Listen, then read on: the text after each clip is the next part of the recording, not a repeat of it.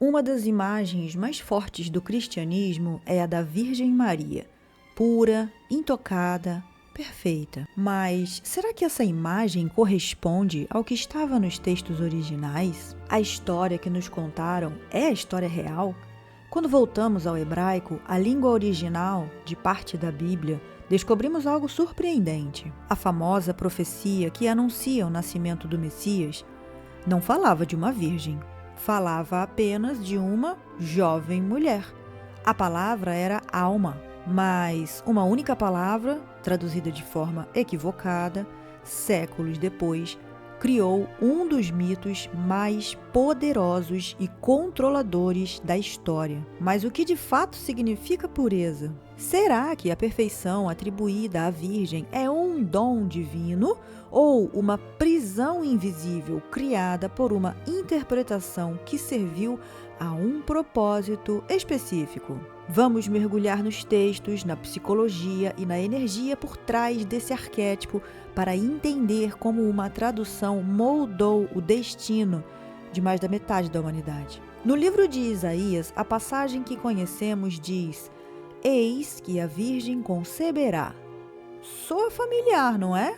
Mas no manuscrito hebraico original, a palavra usada é alma. A alma significa simplesmente uma jovem em idade de casar, uma moça. O foco não era sua experiência sexual, mas sua juventude, sua vitalidade, o potencial de uma nova geração. Séculos depois, quando o Antigo Testamento foi traduzido para o grego, na versão conhecida como Septuaginta, os tradutores fizeram uma escolha que mudaria tudo. Em vez de uma palavra que significasse jovem mulher, eles escolheram partenos, que significa especificamente virgem. Essa escolha não foi inocente. Como o historiador Bart Ehrman aponta, essa tradução foi usada para validar a ideia de que o nascimento de Jesus cumpria uma antiga e sagrada profecia. A partir daí, a virgindade tornou-se um dogma, um símbolo de santidade máxima. Essa decisão linguística não ficou apenas na teologia. Ela se infiltrou na cultura, moldando a visão sobre o corpo feminino por milênios. O corpo da mulher passou a ser visto como um templo que só seria sagrado se mantido intocado. A pureza, que poderia significar integridade de caráter, foi reduzida e confundida com abstinência sexual. Uma visão que desconsiderou completamente o sentido original do texto, que falava de renovação e vida, não de sexualidade. O impacto de transformar a alma em partenos foi devastador e profundo. Não ficou apenas no papel, gerou séculos de repressão sexual, culpa e uma profunda distorção na identidade feminina. A psicologia nos ajuda a entender o tamanho desse estrago. Quando um arquétipo como o da Virgem Perfeita é imposto a uma sociedade, ele cria padrões de comportamento em massa. Mulheres passaram a ser julgadas e valorizadas pelo seu corpo e pela sua virgindade, enquanto homens eram frequentemente validados pela sua experiência.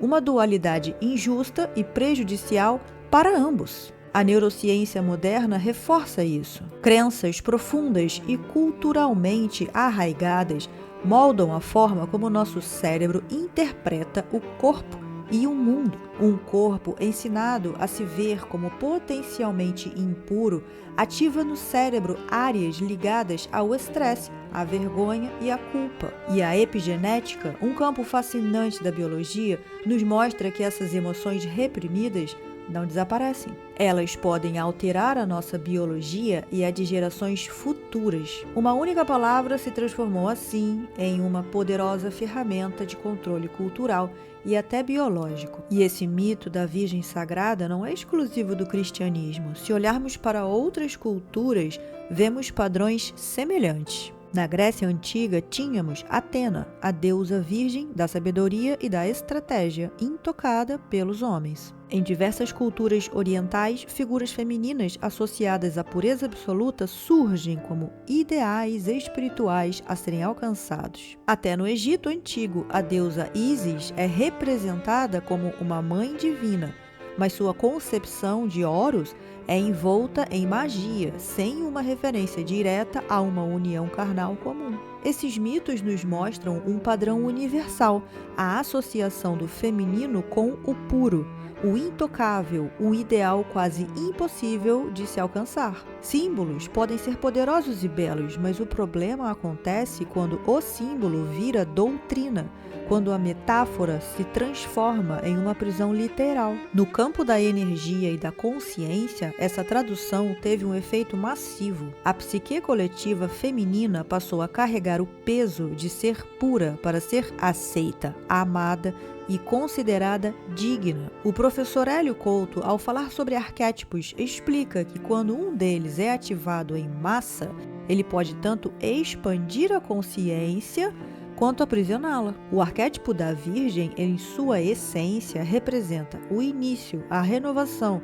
a potência criativa. É a energia do começo, mas quando manipulado, ele se torna um símbolo de repressão, submissão e medo. Aqui entra a visão do educação consciencial, que nos ensina que a verdadeira pureza não é a ausência de experiência, é a presença da consciência em cada experiência. A verdadeira integridade não está em ser intocado, mas em viver em alinhamento com a sua própria essência, com a verdade do seu coração. O psiquiatra Carl Jung já descrevia os arquétipos como esses moldes invisíveis da nossa psique. O arquétipo da Virgem, quando distorcido, tornou-se um molde para uma perfeição inalcançável, uma fonte constante de frustração. Essa busca pela perfeição é uma das maiores causas de sofrimento humano. O psiquiatra e sobrevivente do Holocausto, Viktor Frankl, dizia que quando a vida perde o sentido, nós buscamos refúgio em ideais inalcançáveis. O mito da Virgem Perfeita é exatamente isso, um ideal que, para muitas pessoas, gera mais dor do que propósito. A psicanálise, desde Freud, já nos mostrava que a repressão dos nossos desejos e instintos não elimina essa energia. Ela apenas a desloca, criando neuroses, culpas, ansiedades e conflitos internos que nos adoecem. Para ir ainda mais fundo, a lei do Uno nos oferece uma perspectiva transformadora. Ela nos recorda que a perfeição não é um objetivo a ser alcançado no futuro, mas um estado que já existe na unidade de todas as coisas. No todo, na fonte criadora, não existe puro e impuro, como nós julgamos. Existe apenas manifestação. Cada parte, cada escolha, cada experiência, até mesmo os nossos erros, é uma expressão válida do um. Quando reduzimos um conceito tão vasto como a pureza a mera abstinência física, estamos criando separação e julgamento. Mas quando reconhecemos que tudo é um, entendemos que a verdadeira pureza é a consciência. Não é sobre nunca errar, mas sobre aprender, integrar e crescer com cada experiência. Não é sobre ser intocável, mas sobre ser inteiro. Então, quando entendemos que a palavra original em hebraico, alma, falava apenas de uma jovem cheia de vida, abrimos um portal para libertar o feminino e o masculino do peso de uma perfeição impossível. A expansão da consciência é sobre isso, resgatar o que foi distorcido. É reconhecer que a verdadeira sacralidade está na vida plena, vivida com equilíbrio entre desejo, amor e, acima de tudo, consciência. O mito da Virgem, quando visto sobre esta nova lente, deixa de ser uma prisão. Ele pode voltar a ser o seu símbolo original, a jovem que traz o novo, a força da renovação, a vida que sempre encontra um caminho para nascer. Ao libertar esse arquétipo da gaiola da perfeição, devolvemos ao feminino sua potência criadora original.